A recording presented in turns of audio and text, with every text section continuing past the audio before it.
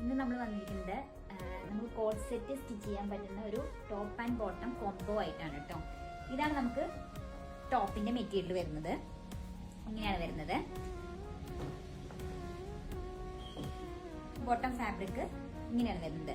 ഇത് നമുക്ക് 40x40 ആണ്. നമുക്ക് ത്രെഡ് കൗണ്ട് വരുന്നത് 40x40 ആണ്.